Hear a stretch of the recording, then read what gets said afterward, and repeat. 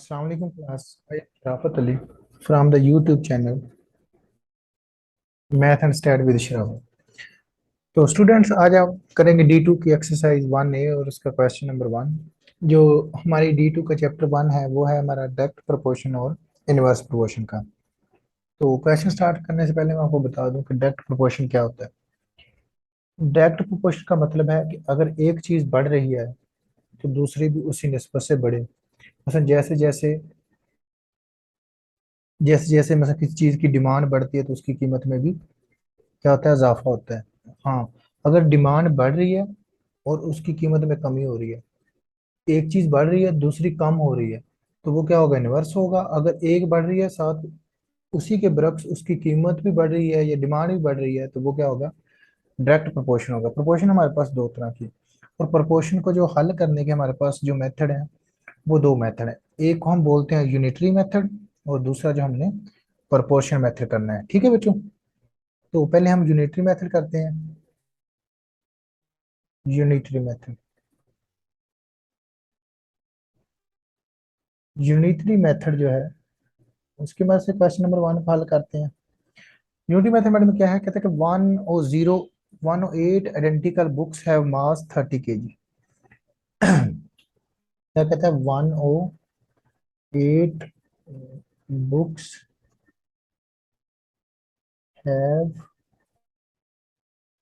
मास, कितना है जी, 30 kg। ये कितनी बुक्स का हमारे पास मास है जी, ये मास है 108 बुक्स का। तो वन बुक्स का मास क्या होगा, वन बुक्स हैव मास, वो आ जाएगा हमारा, हमारे पास 30/108। तो ये आप कैलकुलेटर से इसको कैलकुलेट करेंगे तो ये आ जाएगा, जैसे मैंने कैलकुलेट किया है, ये आ जाएगा हमारे पास 0.277 kg। अब एक बुक का जो मास आ गया हमारे पास वो कितना आ गया, 0.277 के 277 kg। अब हमने वन पार्ट में फाइंड करना है, जो मास है वो फाइंड करना है, फाइंड मास ऑफ 150 बुक्स। जी बच्चे, अब देखो एक बुक का मार्क्स हमने निकाला है 0.277, तो 150 का क्या होगा फिर, एक बुक के मास को 150 के मास से क्या कर देंगे, हम मल्टीप्लाई कर देंगे। तो ये जो हमारे पास आ जाएगा 150 मल्टीप्लाई बाई 0.277, ये आप कैलकुलेटर से करके देखेंगे तो ये आ जाएगा हमारे पास 42 kg। ठीक है जी। अब उसने नेक्स्ट क्या पूछा, the number of books such that have mass 20 kg।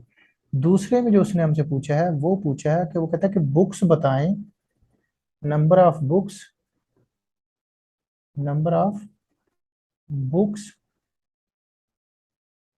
That have mass, that have मास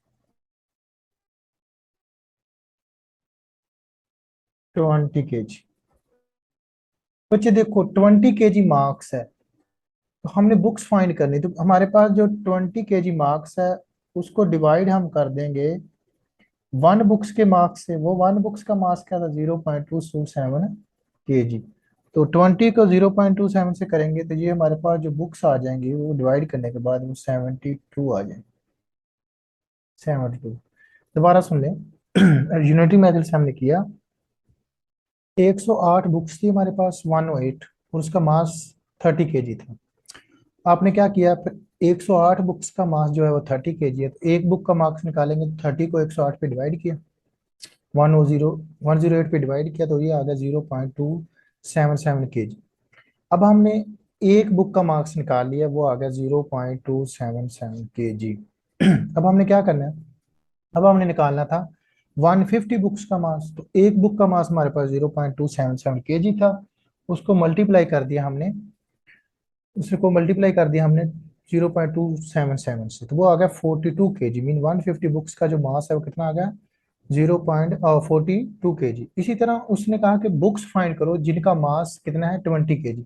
तो 20 kg मास हमें दिया हुआ है और हमने बुक्स फाइंड करनी थी, 20 kg को क्या किया, बुक्स के मास पे डिवाइड कर दिया, तो वो हमारे पास जो आ गई वो 72 बुक्स आ गई। ठीक है बच्चों, अब हम इसका दूसरा तरीका करते हैं जिसको हम कहते हैं प्रोपोर्शन मेथड। तो हम क्या करेंगे जी, पहले सबसे पहले हमारे पास जो बात हो रही है वो हो रही है बुक्स की और उनके मास की।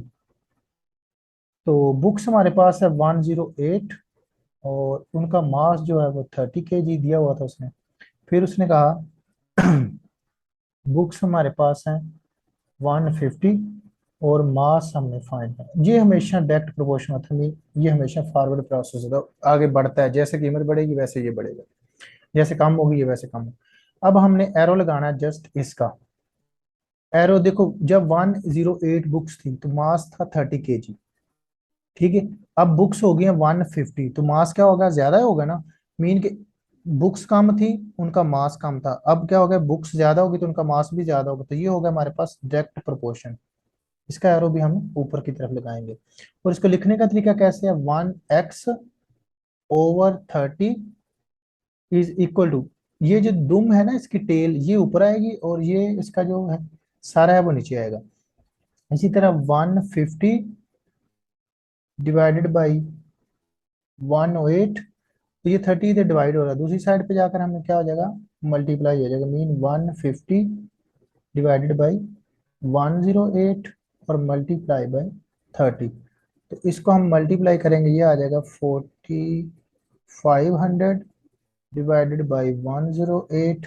और ये आ गया हमारे पास कैलकुलेटर हम यूज करते हैं जी, 4500 डिवाइडेड बाई 108, तो ये मेरे पास आ गया 42। कितना आ गया जी,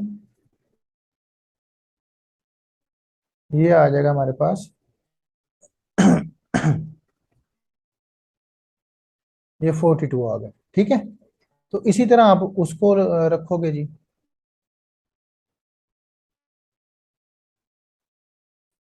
जी, तो 4500 को हम जब डिवाइड करेंगे 108 पे, तो ये आ जाएगा हमारे पास 42। ठीक है जी, 42 kg मास आ जाएगा जी। आप 42 kg marks of required books जो उसने कहा था, ठीक है। इस तरह हम दोबारा जब जाते हैं दूसरे, जो उसका थर्ड सेकंड पार्ट है, उसमें भी हम क्या करेंगे, उसमें हम लिखेंगे जो हमें रिक्वायर क्या है, वो कहता है कि फाइंड द,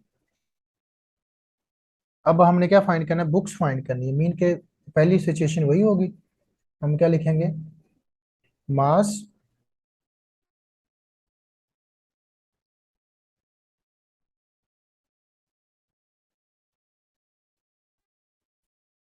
हाँ जी।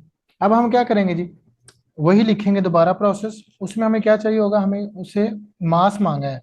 मीन के पहले हम लिखेंगे बुक्स और उसके साथ क्या है, मास, मास मांगा उसने। पहले तो हम वही लिखेंगे, 108 बुक्स थी, उसका 30 kg मास था। अब उसने क्या कहा है, अब उसने कहा है कि जो बुक्स हैं वो हो गई हमारे पास, सॉरी, मास जो हो गया वो हो गया हमारे पास, मास जो हो गया वो हो गया हमारे पास 20, और बुक्स हमने फाइंड करनी है, ये फाइंड करनी है हमने, ठीक है। तो हम इसको सॉल्व करने के, ये मैंने बताया कि जो जो हमने फाइंड करना है ये तो हमेशा डायरेक्ट प्रोपोर्शन होता है। देखो 30 kg मास था तो 108 बुक्स थी, और 20 kg मास हो गए तो बुक्स कम होगी ना। ये क्या हो गया हमारे पास, डायरेक्ट प्रोपोर्शन हो गया। इसको लिखने का तरीका क्या है, एक्स और 108 इज इक्वल टू 20/30। तो क्या करेंगे, इट इम्प्लाइज एक्स इस तरफ रह जाएगा और 20/30 मल्टीप्लाई बाई 108। इसको आप सिंप्लीफाई करेंगे तो ये आ जाएगा हमारे पास 2160 डिवाइडेड बाई 30। तो ये आ जाएगा हमारे पास 72 बुक्स, ठीक है। ये है इसका डायरेक्ट प्रोपोर्शनल, ठीक है, ठीक है। तो उम्मीद करता हूँ कि समझ आई होगी। फिर भी कोई इशू हो तो कमेंट जरूर कीजिएगा। Thanks for watching.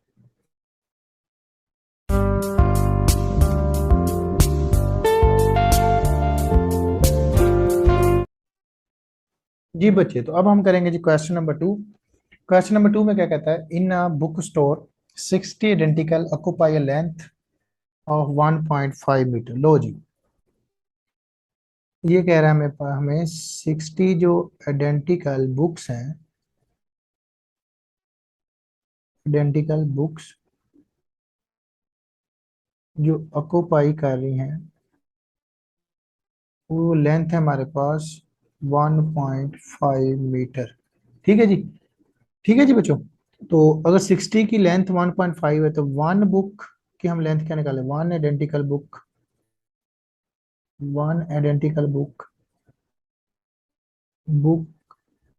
लेंथ वो क्या आ जाएगी, 1.5 डिवाइडेड बाई 60। तो इसको डिवाइड करेंगे तो ये आ जाएगी हमारे पास करके देख लेते हैं। 1.5 डिवाइडेड बाई 60, ये आ गई हमारे पास 0.